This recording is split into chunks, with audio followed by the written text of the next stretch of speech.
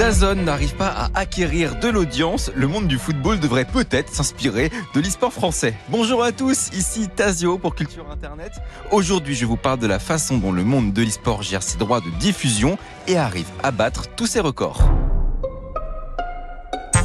L'e-sport français vient de battre un nouveau record. 100 000 viewers réunis en même temps pour suivre une compétition de Counter-Strike 2 en France. Un chiffre impressionnant pour ce jeu, mais qui ne sort pas de nulle part. Derrière cet exploit, on retrouve l'équipe Vitality, un mastodonte de la scène e-sport européenne. Mais surtout, on retrouve un élément clé qui a contribué à exploser cette audience, les co-streamers. Depuis peu, Vitality a fait appel à Link et Terracid, les créateurs derrière Wonky Studio, pour commenter leurs matchs en direct. De youtubeurs, pas des analystes e-sport, pas des joueurs pros, juste des créateurs de contenu payés pour faire vivre les games à leur manière. Et ça fonctionne car ils sont de vrais passionnés de CS, des fans historiques du jeu qui savent en parler avec l'enthousiasme et l'accessibilité qui manquent parfois un peu aux émissions ultra expertes de l'e-sport. Résultat, une nouvelle audience, plus large, plus casual, qui se met à suivre la compétition.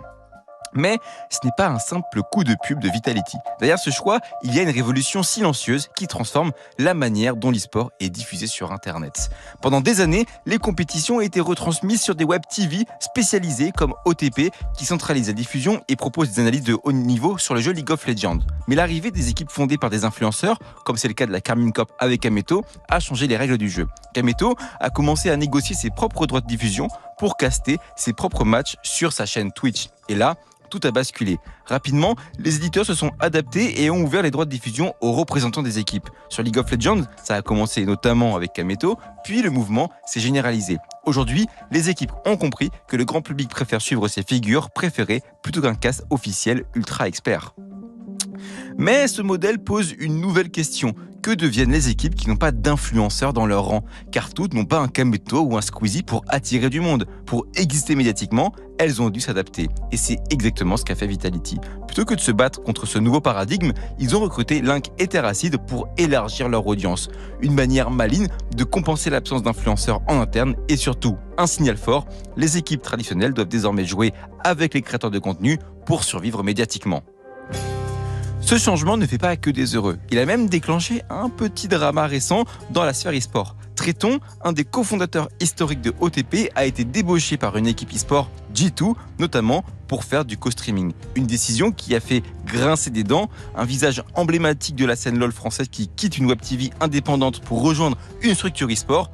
Pour certains, c'est la confirmation que les web TV spécialisées sont en perte de vitesse. Le public se détourne de ces productions au profit de contenus plus spontanés, incarnés par des figures familières. Et là, c'est une vraie révolution. Avant, les web TV détenaient une forme de monopole sur la diffusion. Aujourd'hui, les droits des co-streaming sont distribués à des influenceurs, parfois même indépendants des équipes. Sur Counter-Strike, sur League of Legends, sur Valorant, de plus en plus de compétitions offrent la possibilité à des créateurs d'apporter leur propre vision des matchs. C'est un modèle plus ouvert qui casse les codes classiques de la diffusion sportive. Mais cette ouverture, elle a un coût. Contrairement aux ligues de football ou de basket, l'e-sport ne génère aucun revenu significatif via les droits de diffusion. Dans le sport traditionnel, la vente des droits TV finance une grande partie des clubs et des compétitions. En ouvrant les droits aux co-streamers sans compensation financière, l'e-sport se prive de cette manne économique. La question, c'est jusqu'où ce modèle peut-il aller? Si l'e-sport change d'avis et décide de fermer à nouveau l'accès aux diffusions pour monétiser ses compétitions, comment réagira la communauté après cette période de liberté totale?